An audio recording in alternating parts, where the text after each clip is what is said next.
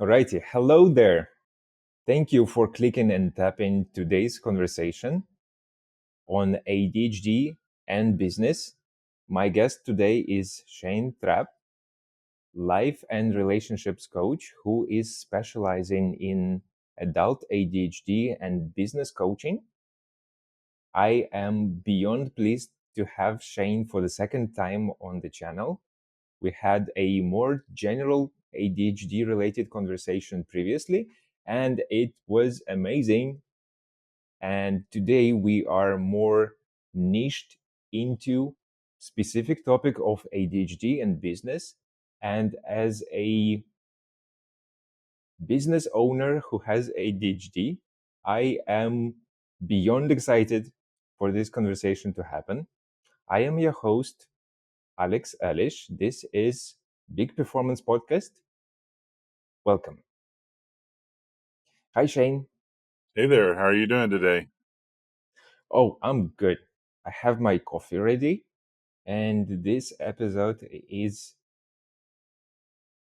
already promised to be super cool. That's because I'm amazing. That's all I really say about those things.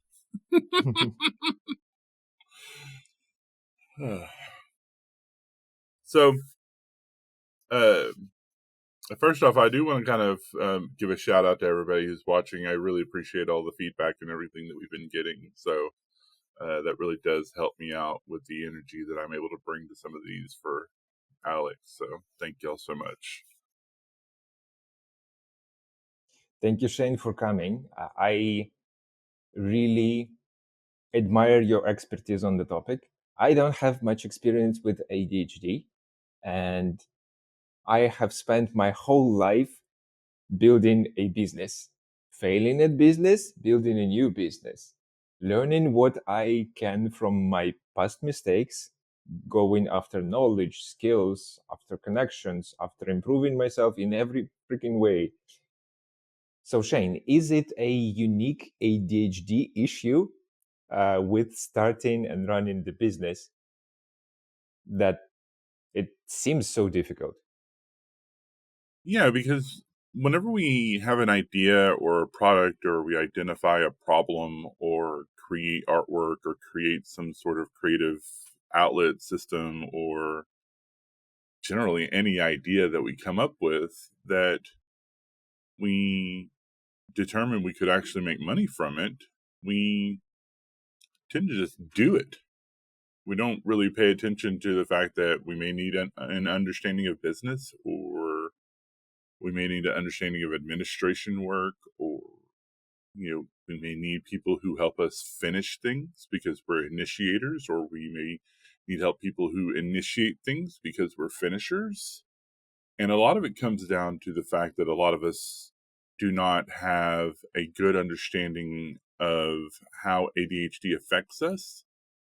And a lot of what I do as an ADHD coach for entrepreneurs is the psychoeducation that a lot of people need, and then moving into understanding how ADHD affects their methodology for work or for production or for creativity. And, most of the time I'm taking people back to their childhood, because a lot of the fear and stuff that we have and a lot of the problems that we have with failure, like that image that we have that failure is a really horrible thing, stem a lot from what we learned as children with ADHD and growing up and constantly being told that we were never good enough, or the thing that we really enjoyed wasn't really enjoyable, that it was weird. And a lot of that is the prime component that stops us when we make that initial business and it fails. And a lot of times what I'm helping people understand is failure is okay. We need to fail. We need to take that step so that we learn to get better. It's the only way we move forward. It's the only way we learn is when we fail. And that doesn't mean that the business is a bad idea. It just means that you need to make sure that you are putting in place the tools, the systems, the delegation that you need to manage the business more effectively. Yeah. So what I hear, the good part is that I managed to get started as soon as I could on this route. That's cool. That is, I thought that was bravery and creativity, It but was. maybe it also was fear, because for me, entrepreneurship, it was a great idea I was in pursuit of because of the perceived freedom that entrepreneurship gives. So I did not enjoy school too much, and I saw that if I start a business, I can quit school. And that was motivating for me. I was like, all right, I failed. I had to finish school. Then I was on the next step. Like, do I go to the army or the university, or I make a business? I'm making the business. And on the each step that I did take, I saw something that I lacked, something that I needed to learn, something that I needed to get somewhere. Because business education SOTM, in my social situation, was not a thing. Everyone were super educated job goers. There was not a business person inside anywhere, so I had to figure out stuff. As a business coach, do you have stuff that is the first pieces of the structure that you're giving to people who come into you? Yeah, a lot of it, like I said earlier, is just understanding their ADHD or autism and ADHD or autism. Because a lot of people who come to me are really lost because they've been following all the gurus and they've been listening to all of the podcasts and they've been watching, all the TikToks and things of that nature. And a lot of those are designed and created for neurotypical people in mind. And they keep having these misconceptions around what they should be doing within the work. One of the most common things I see people doing is doing it all on their own. We didn't learn as children to understand ourselves very well. Metacognition already is not a thing that we really develop as people with ADHD. That's like self awareness. And, if there's autism in the mix, there's also the social awareness. And the biggest part of that is we don't know how to communicate effectively with people. And this is what I mean by educating people on how ADHD affects them. The more that we understand ourselves and how ADHD affects our lives, the better we are equipped to develop those systems that are going to work best for us. So, one of my biggest tools that I do with people whenever we first get into contact is we start to understand, first off, their ADHD. Like, what problems do they have? Do they have issues with time management? Do they have issues with productivity? Do they have issues with motivation? Do they have issues with memory? We really need to have a kind of understanding of those different issues. But then another thing that I want to understand is their values. What do they value in their life? Do they value financial freedom? Do they value innovation? Do they value continuous improvement? And then I want to understand their strengths and really developing that understanding of their values and their strengths leads us into understanding their weaknesses. And this is where I find the biggest struggle for people with ADHD is a lot of people with ADHD will assign a weakness to something that they can't control. And they will take it on as a personal failing. This weakness that I have is a personal failing. I'll give an example of one thing that happened. I had a guy, we were working through the different things. He wanted to open up a nonprofit dedicated to food production, right? He was one of those people who wanted to go out there, get all the, not quite perfect, fruits and vegetables that don't make it to the American store shelves and things like that. And he wanted to resell them, which was a great idea. And it's a good concept. There's lots of businesses out there that are doing that now. And I really applaud that. But his motivation for why he wanted to do that was when we started talking about his weaknesses, one of his weaknesses was, I can't solve world hunger.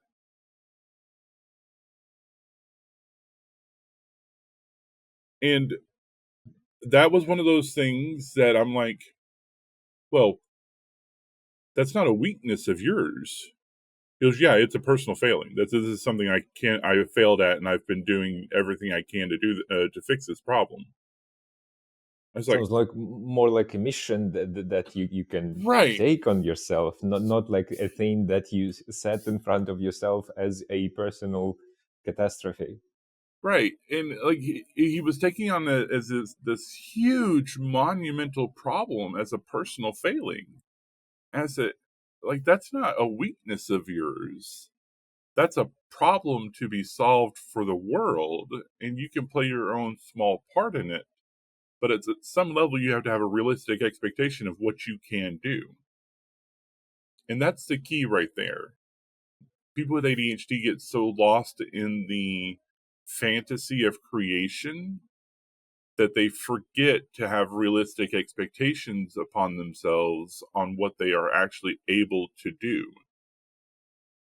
And that's another part of what I really help people start to understand is developing realistic expectations for themselves that aren't crippled by the negativity and the lies and all of the crap that they were told as kids, but based on their own actual values and strengths with a consideration of their weaknesses. And then developing systems around that help them shore up what their actual weaknesses are through delegation, through technology, through just giving it to other people. Like just giving, like this isn't something I actually want to work on. This is something that is cool. It's a part of my business, but I need to give that to a completely different business, or I need to niche myself out of that kind of thing so that you're not taking on those things that just don't fit within your values and strengths. It's very interesting topic, and I see how important it is, this self-reflection aspect. Last episode, when you were telling the audience about some things ADHD, I heard you saying that ADHD people do not have this internal built-in tracking system for time. And what I heard, hey, neurotypical people do have this thing as internal time tracking. And I was like, there was a system like that? Mm-hmm. In my little bubble, everyone is like me, and everyone is absolutely normal like me. So nobody gets the time tracking built into their system. So how do we better explore and understand our things where they're our things that we grew up with?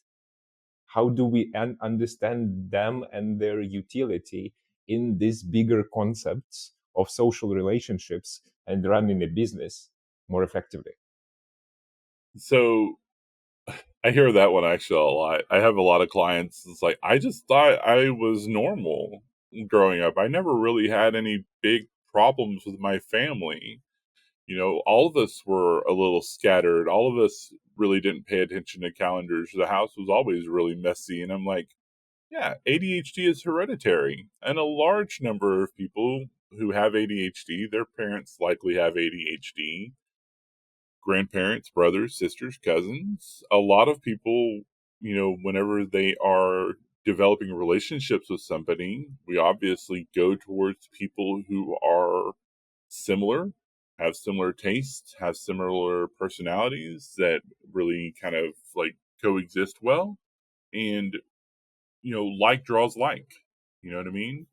And this is one of those Yeah, I things noticed where, that. yeah, and so like we surround ourselves with these people because we just are drawn to those types of people who aren't boring, don't really care about small talk, are really cool about talking about whatever like hobby any of us happen to be really into, probably likes similar hobbies that we do, explores new hobbies with us. And so I find a lot of people with ADHD kind of self isolating themselves with other people with ADHD or autism or other types of neurodivergence. And that sometimes is a hindrance because sometimes they don't realize that there are problems that they have to deal with whenever they start to create businesses where now they're having to deal with neurotypical people, and neurotypical people are expecting you to show up on time or expecting you to have the meeting link set up, or they're expecting you to have this cohesive program put together, or this presentation to that's going to be really well thought out and things of that nature. And sometimes you may not have those.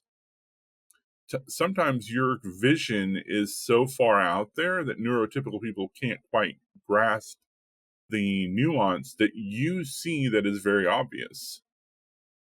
And I'll give you a prime example, and there's a bunch of your listeners who are going to hear this and go, yep. A lot of people with ADHD recognize problems before they're going to become problems. And we very often, if we have the confidence, will say something like, hey, that widget's going to fail after so much time because we're not using the right blah, blah, blah, blah, blah, blah, measurements for it or whatever. Nah, it's fine. That's always the answer that we get from almost every neurotypical person I've ever dealt with in business. Nah, it's fine. Don't worry about it. And then invariably 6 months later comes around and like that widget fails, and it fails right along the lines of what we said it was going to fail. And then they're mad at us because like we didn't prevent it from failing. I pointed out that it was going to fail. I learned very early on that I needed to send emails to people so that when it failed, they couldn't say I didn't say anything. Here's my paper trail. like, and that's the kind of communication style that we have to start developing, is a better understanding of neurotypical people as well, what their expectations are, what's unrealistic, and what is realistic in regards to our performance. And then how to communicate that to people. How to communicate to people about how your ADHD deals with you. Please don't put me in a desk job. I will fail miserably at it. I need to have dynamic roles that activate these things for me. These are my strengths. Here's what I really enjoy doing. And I'd love to be able to shift to the problem areas in your company that have a lot of chaos and are really just urgent things that need to be fixed along these lines. That's kind of how we have to be very specific about stuff when we're doing the work that we're doing. And the same thing applies to entrepreneurship. We're very bad administrators. People with ADHD are very bad administrators. They're very bad at tracking calendars and stuff like that. They're very bad, like, very often have a lot of problems with these things. That's why we need things like personal or virtual assistants who help us with that. A lot of times people with ADHD, the biggest problem I hear them coming to me with is there's so much that I have to do.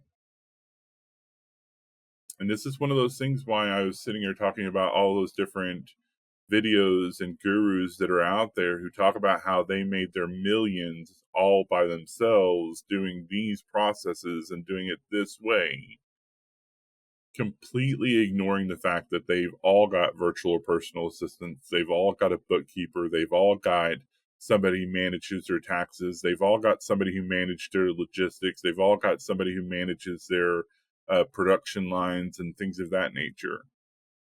And what they do is the creative aspect of it.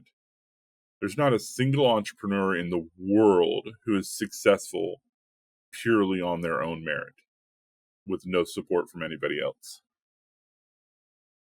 Definitely. I can say from my experience that I have put years of my life on listening to smart stuff on the internet from gurus and like multiple business educations available to me. And what I found is even the smartest thing, the most logical, the most top of the line, they just discovered it, works for everyone, does not work for me. I thought it was a curse. Like, yes, I created this massive, nice system. It has everything. It is calendar based. It has AI into that. It has notifications. It has everything for me to succeed. And it just does not work. Yeah. We have to kind of So, look at. so, so Oh, go ahead. Yep. back to my question.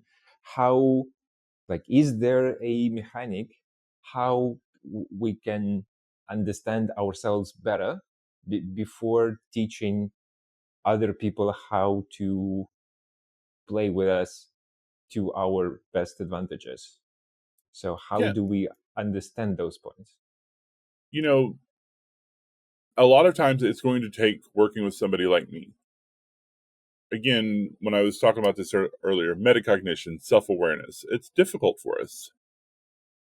A lot of times we will find those gurus and stuff like that and we'll listen to them, but a lot of those people are speaking to neurotypicals with the assumption that they are self-reflective and can spend time really gaining a better understanding of themselves.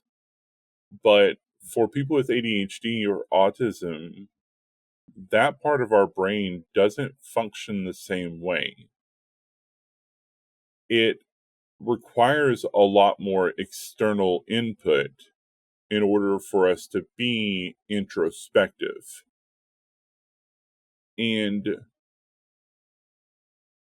the issue with that is so many of us as children from age 0 to 12 were given so much negative input about who we are, what we enjoy, what we could do, what we can't do, how we're failures, how we're mistakes.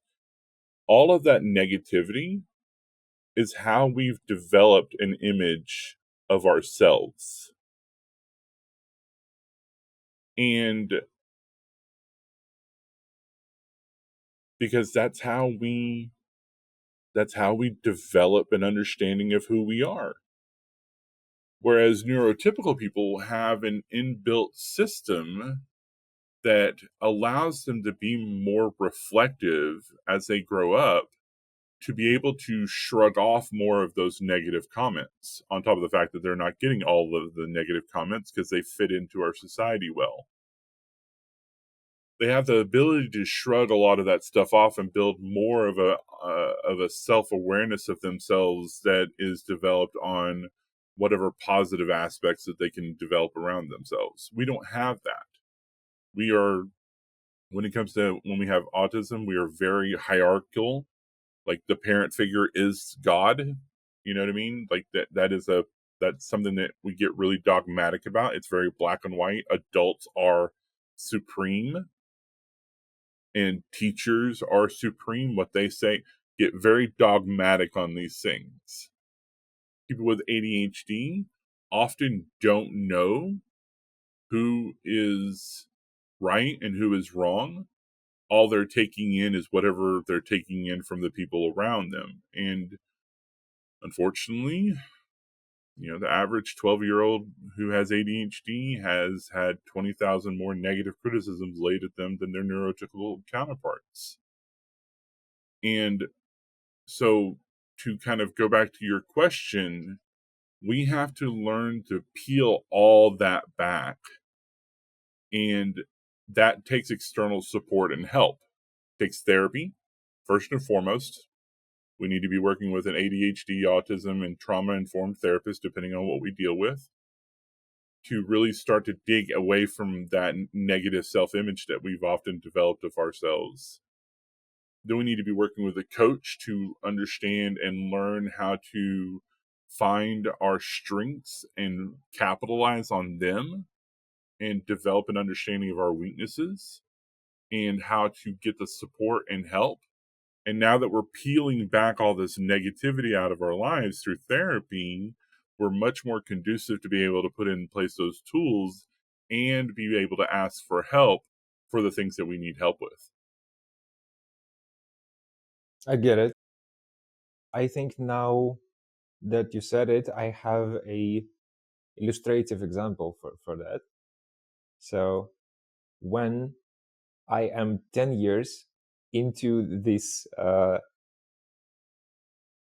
different businesses that I'm trying to start, and each stage I have more knowledge, and after I got the knowledge, I was hunting after skills. It was 10 years. I am a successful uh, person in corporate structure. I have cool skills. Every company wants my skills. And then I come to a business coach eventually. And what he managed to easily discover and show me is that I don't have structure. I suck at communication and relationships. And I'm like, 10 years I was working on the stuff that is very nice, but not essential to where I was actually going. Mm-hmm. Which is one of the reasons I'm a relationship coach. And when I say relationship coach, I don't mean necessarily romantic relationships. I help people develop business relationships. How do I communicate effectively through email or text when I lose a lot of the nuance in email and text that I get from body language and things like that, right? And one of the things that I really help them understand is the neurotypical mindset and how it's different from ours and why we need to communicate in certain ways. That's actually a really important question that a lot of people with ADHD need answered is why. Autism as well.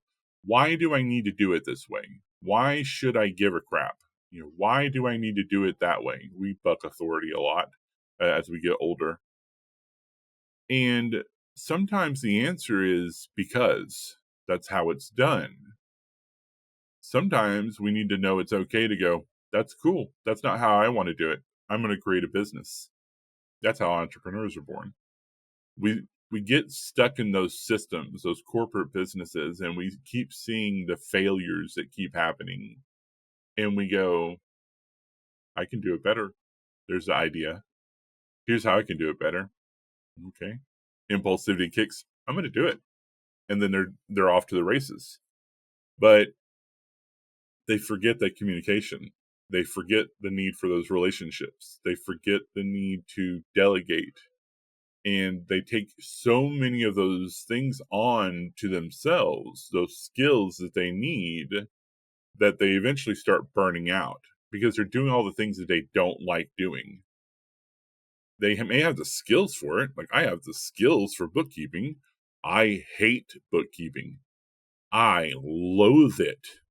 I hire somebody to do it. It's like, I can do it. I do it for multiple nonprofits for that matter, because I actually, I'm on a board of 2 different nonprofits. And because we don't have anybody who's able to take that on, I take it on because I can do it. I just don't like doing it.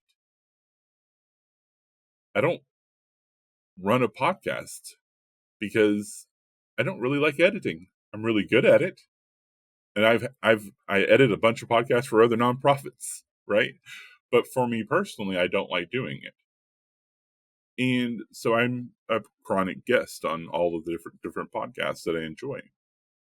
And it's just all about making sure that we understand those things about ourselves and be okay with asking for help and understanding how to communicate that you're asking for help. Because, you know, not everybody's going to understand that you don't want to do your bookkeeping, and that's a big deal for people with ADHD. If we don't want to do the thing, then we aren't going to do the thing. We're going to procrastinate. That's one of the one reasons why we procrastinate, is because we really don't want to do that thing. That's what I mean about teaching people about how ADHD affects them. That's unfortunately a lesser evil. If you are crazy like me and you learn all the productivity techniques and you can force yourself to step over procrastination and not wanting to do the thing and do it anyway by the sheer force of intent, there is a bigger evil hiding there: self-sabotage. Self-sabotage, Yeah. burnout. Burnout is the next step after that. You know, Yeah, I because so much energy would go there to never return. It is a huge investment of this mental strength that is not coming back to you, because you're good at it, maybe, but it's not interesting and you don't enjoy it. So energy you go get there never is coming back. yeah, that's the balancing act of ADHD and ADHD people have to play into. You know, we can get ourselves to do the things, right? Dr. Russell Barkley is famous for this one. It's not a matter that people with ADHD don't know how to do the things. In fact, we most often all know how to do all of the things, because that's how our brains work. It's the matter of doing it. It's the effort it takes to do it. Neurotypical people have a motivation factor that's based on importance. This is important, I can do it. My boss says this is important, so I can do it. That works for them. That's all they need to motivate themselves. This is important. This is the reward I get for doing it if it's important. That's not how our brains work. This Our is not normal. brains, yeah. Our brains work around novelty, interesting, challenges that we enjoy, urgency we understand, passions that we follow. NICUP. Everybody needs to memorize that acronym. That's how your life functions if you have ADHD and ADHD for that matter. And the thing that you have to understand is everything around that is how you get energy back from the work that you do. If you're doing work that is boring, that is repetitive, that you don't enjoy, that doesn't follow your values, doesn't adhere to your strengths, and capitalizes too much on your weaknesses, you are giving away energy every day that you're never going to get back. Like you said earlier, what you have to do to counter that is develop a system of work, whether it's in your career, whether it's in your entrepreneurship, your small business, your large business, whatever it is, that has you following novelty, interesting challenges that have the urgency that you need, and follow your passions. There's a component to that that a lot of people forget. And all of those gurus and all of those people who taught us when we were kids failed us in. Don't know how it was for your childhood. Maybe it was different, but you kind of said something earlier that I think you'll understand what I mean. I was taught you were to go find a job, you were to work there for 30 years, get your watch, get your pension, retire to wherever. Right? Were you taught something similar? They tried to. They People tried to. tried Yeah, to. there you go. So I saw all those people who are very educated, but depressed, miserable, hate their job and their wife.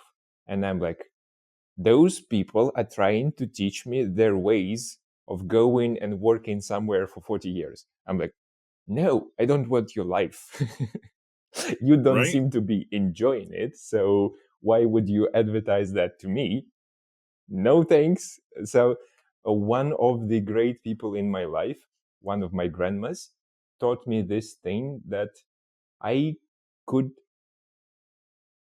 ignore the advice from people that I do not see enjoying their life.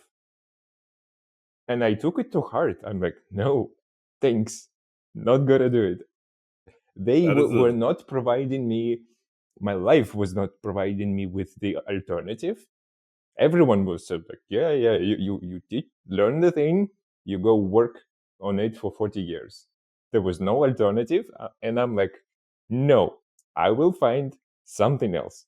Something else out there will be available. and that's the thing. But we also have to remember the time element. We also have to remember how our attention spans work. This is part of educating ourselves on how ADHD and autism affects our brains. ADHD, or people with ADHD, or people who live with autism, work differently. People with autism are going to find something that they enjoy that has a lot of structure to it and a lot of very concrete processes that they can follow, and they will be happy. And as long as people don't screw with them socially, they will continue to be happy. People with ADHD need novelty, interesting challenges that have urgency and follow their passions. And our attention shifts on a regular basis, depending on what we're doing and what new thing we find. Same thing applies to our work. Creating order from chaos originally came about because I wanted to keep moving forward with my project management business. Right, I wanted to go from being a freelancer who just did this as as like for other companies to doing it more along the lines of an actual business as a consulting firm. But the thing that I had recognized early on was the need for creating order from chaos to be something else, to have the capability to be something else. Creating order from chaos, the way that my business came about is because that's what I enjoy doing. And as I worked with my business coach on this, was everything about my life revolves around the fact that I have ADHD and autism, because that's how my brain works. And I love chaos. I love going into a chaotic environment. I enjoy that novelty and that interesting. I love the challenges that come from that. Since I'm a project manager, there's an urgency. There's a deadline that I have to hit that's usually fairly clearly laid out. And I get really passionate about good quality projects. So the next step for me to understand that, though, was for how long. And as a project manager when I was 25, I developed an understanding that I only did 3 to 8 months. That was really it. Outside of that, I'm an initiator. Another thing that we need to understand about people with ADHD, we are often initiators. We are the creatives. We are the developers. We are very rarely the maintenance guys. We are very rarely the guys who move it forward or things of that nature. What we are is we're the creatives and the developers and the initiators of the project. And that's what I did. I initiate projects. I develop the system. I train the people, and then I move the heck on. I'm not the finisher. Other people do those things. And this is what I mean by understanding people with ADHD. So when it came to my business, I needed to have the ability to shift into different roles as I wanted to. So creating order from chaos is not just ADHD coaching, it's business development, it's nonprofit management, it's website development, it's brand design, it's social media management, it's video editing, whatever I feel like doing. But I have the infrastructure in place and I develop the infrastructure to allow me to shift to those different things as I need to and still make sure that I'm following through with the customers that I have until I'm ready to shift into a new program. And so that's another thing that we listen to those gurus that they sit here and say, find your niche and stick to it. It's not how ADHD brains work. I have a broad niche, creating order from chaos. That's what I do. That encompasses a metric ton of things that I enjoy doing, though. And I do all of those things as I want to. Because when I start to feel burnout, emergency stop. The second I start to feel like I'm burned out, where I'm not getting any joy in life, nothing seems interesting, I'm not really enjoying, talking to people, I'm starting to self-isolate, I'm starting to have negative thoughts, I'm starting to feel myself being tired all the time, my chronic pain from fibromyalgia is flaring up, any sign of that in my life, that's burnout. And burnout crippled me in 2016 and 2018. To the function I had to retire from the corporate world. And it's brain damage. Just like that bum knee that you kept trying to run on because you were just trying to stay active, but you kept ignoring it and you kept running and kept running and kept running until the hamstring ripped apart on you. That's what burnout is when you now need surgery on that hamstring, but it's in your brain. And it will shorten your life. So I created a business that allows me to shift whenever I feel like that burnout is happening, because burnout is a sign of boredom and that I'm not enjoying life.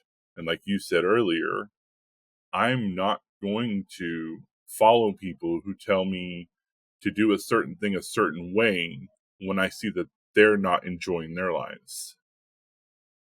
So for me, my business is about making sure I have good work-life balance, making sure I'm scheduling rest periods whenever I need them, making sure I'm scheduling time with my kids, making sure to listen to my body and spend time really looking at my journal and tracking my happiness scales. And if I start to see dips, I start to get real introspective with my therapist to find out what the issue is, why. And that's what I teach a lot of people, because we weren't ever taught these things as kids.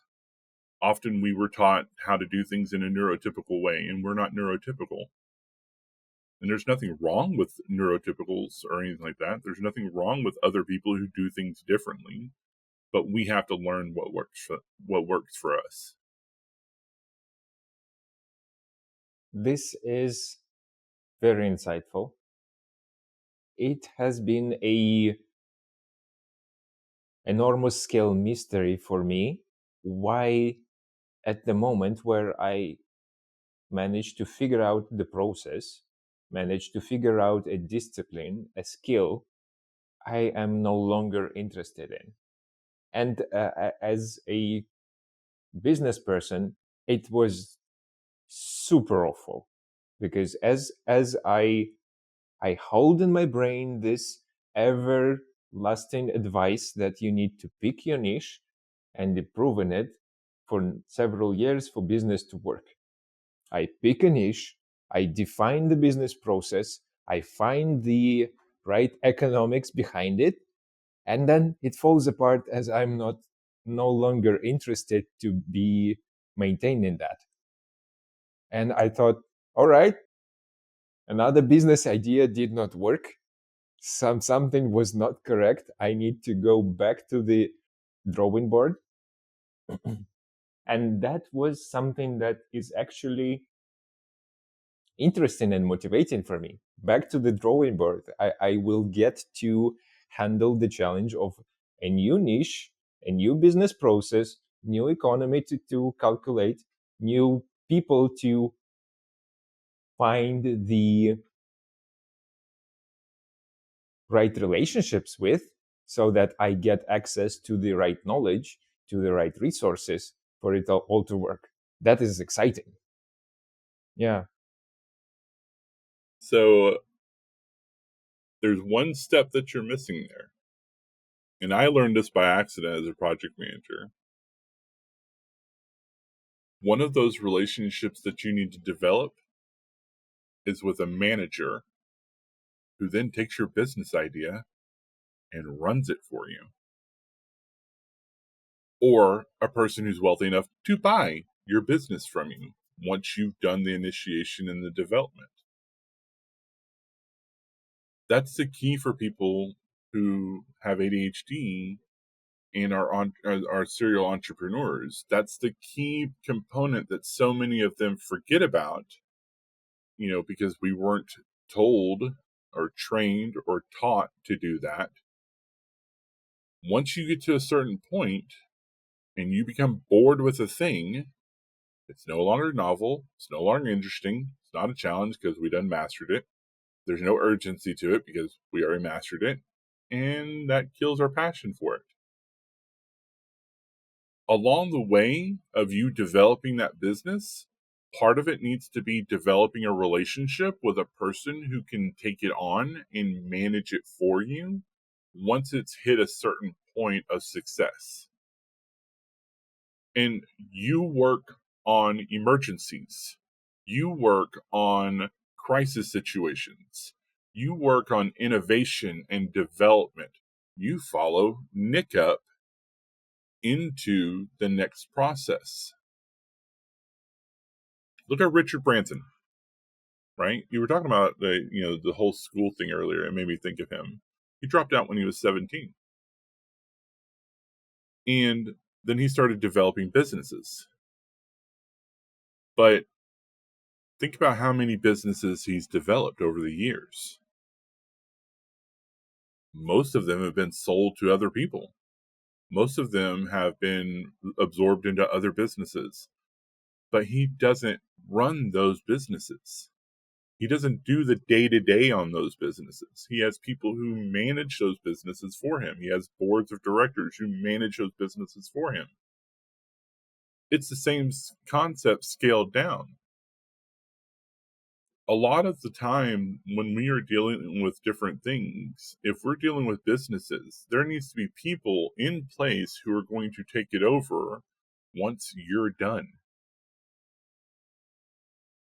This is why I work with a board of directors for the men's ADHD support group, because they do all of the work, I do all the innovation. This is why I work with the board of Dueling Minds, right? I am there as a consultant to help them with all of the development and the building and things of that nature, and then they manage all those other aspects of it. I do the same thing for Creating Order from Chaos as a business coach. I'm here to develop your business idea into a thing, build those relationships, help you create the system that you need, understand ADHD, and then I'm going to teach you how to find people who will manage the work that you need to get done, and then I'm going to send you on your way. That's what I mean by understanding ourselves and how we work. And the next step to that, though, is if we don't have access to people who can just simply buy the business or anything like that, we need to find people who will manage the business for us once we get bored with it, because we are going to. It's going to happen. There's no getting around it with people with ADHD. We will get bored.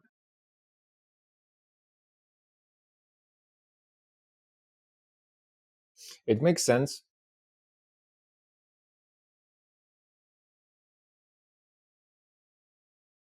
By the way, the key is to find people who are also not initiators to take over the business for you. Me and a couple of friends of mine, we meet on every Monday. We're all three initiators, and we're all three business owners. and we're just constantly just going at it, like, why can't I? Da, da, da, da, da, da, da. Like, we need to give that to that person. No, but I'm enjoying it. Okay, cool. You can still enjoy it, but you need to give the other stuff that you don't enjoy doing to the person who's not an initiator.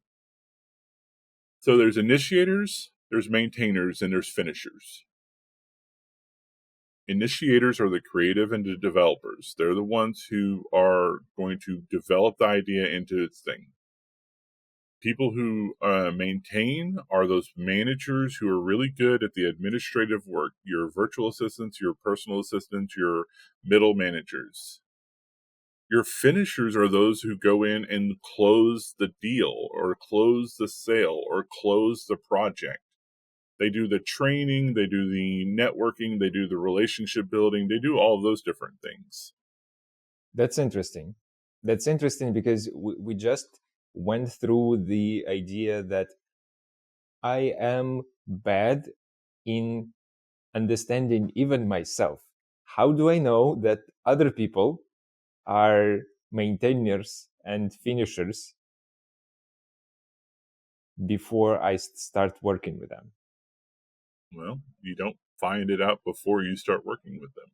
You find it out as you're working with them. Hmm. This means building relationships with lots of people. That And sucks. it it does suck in some ways, yes, but we can't work in a vacuum. We can't. But here's the thing. You also can subcontract out.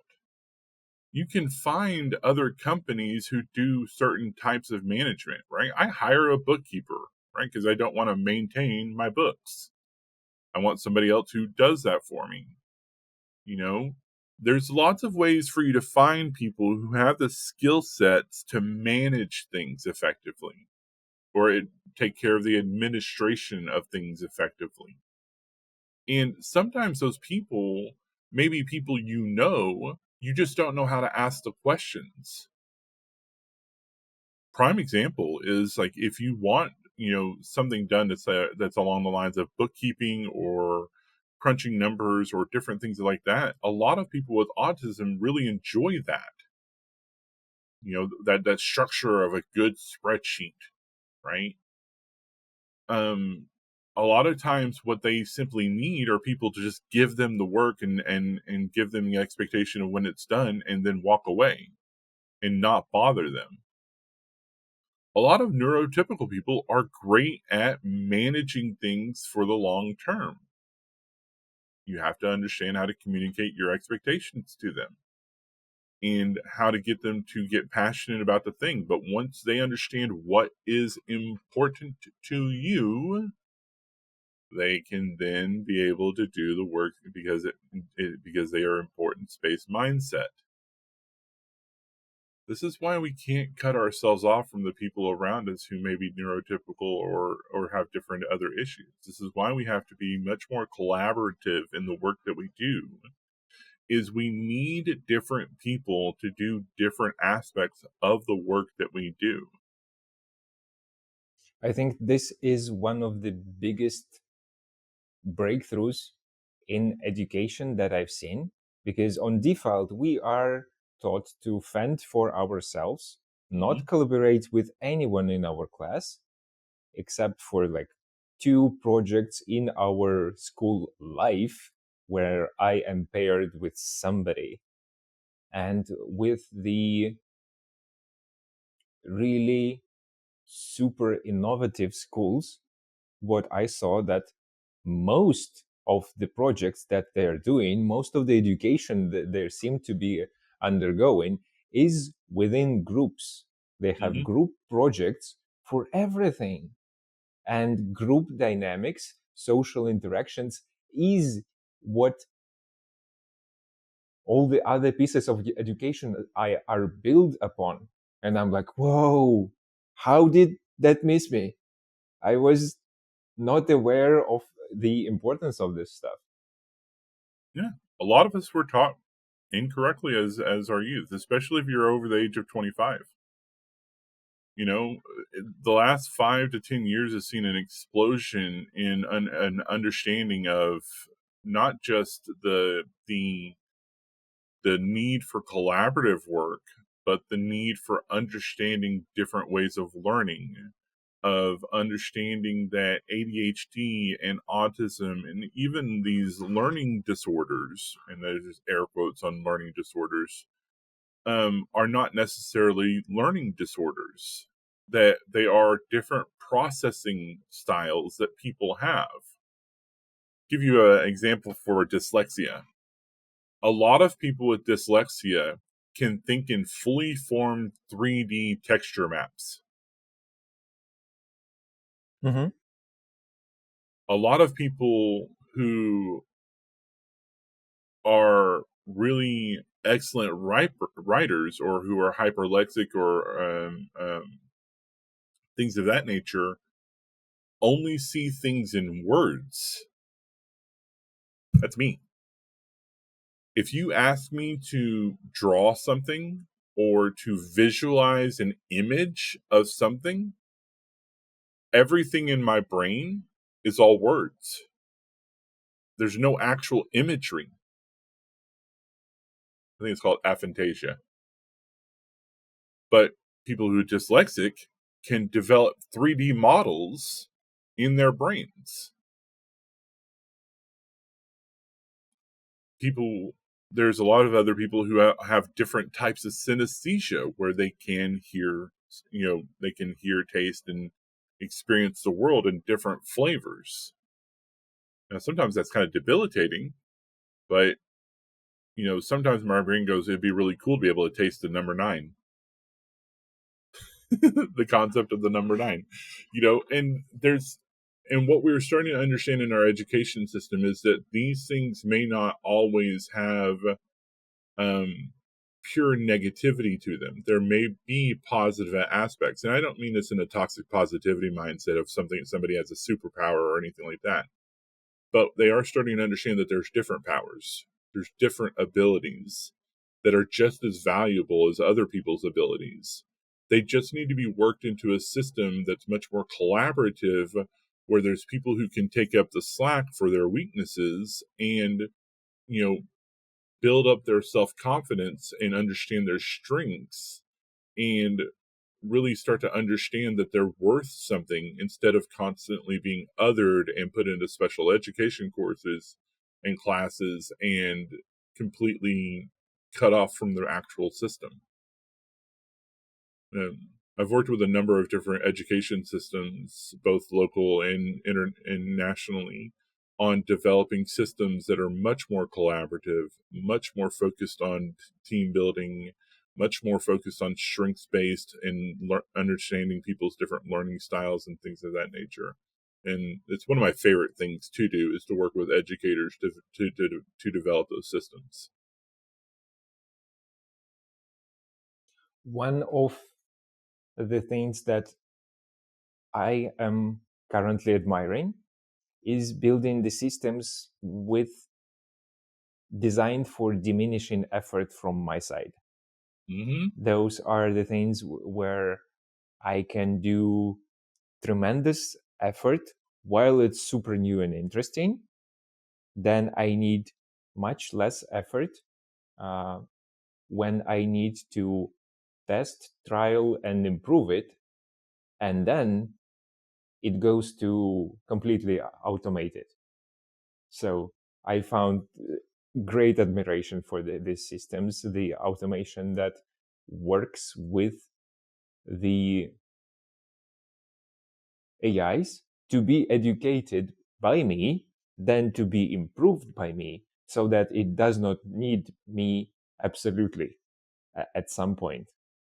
I adore that.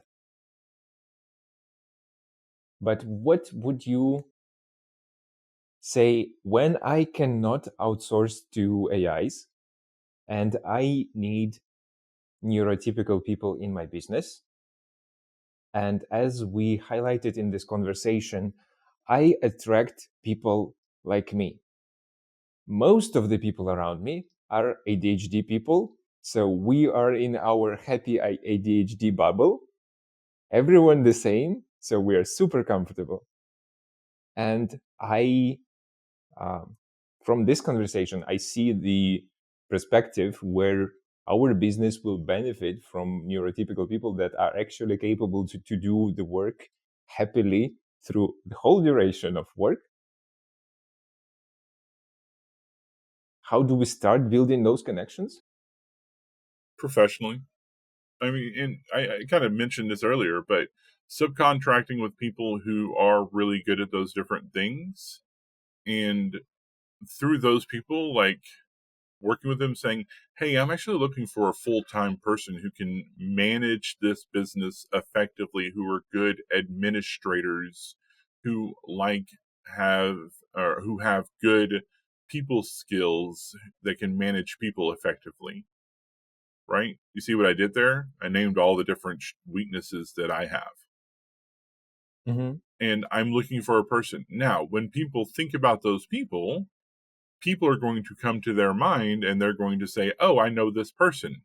9 times out of 10, that person's going to be a neurotypical or autistic. Autistic is actually one that will probably fall in there too. Ironically enough, there's a lot of older people who are autistic who actually develop really good people skills. As somebody with ADHD, I actually developed it by accident because I started learning people's body language, and that was how I developed social skills, was through body language. Um, but I'm a I am a outlier when it comes to social skills and autism, and but a lot of times when you start putting out there the kind of support that you need for the weaknesses that you have, you will find the people who fall into those categories will often, you know, show that kind of stuff, right? If you put it out there on a LinkedIn ad, right? If you put out there that you're looking for a person who is passionate about the work that you do, that has these qualities that you need help with, and then those people give you their resumes and they show that they have a good track record of managing things, and they've been at positions for 2, 3, 5 years, then what you're looking at is somebody who's probably a good manager who also happens to likely be neurotypical. This does not mean that people with ADHD and autism can't be good managers. It just means that a lot of people who are in management roles that do the day-to-day administration and stuff like that are more likely to be neurotypical or really miserable people with ADHD. You know, we focus too much on making money and we forget that we need to be happy in the work that we do, so we get stuck in jobs that we can't stand, but we do it because it makes us money.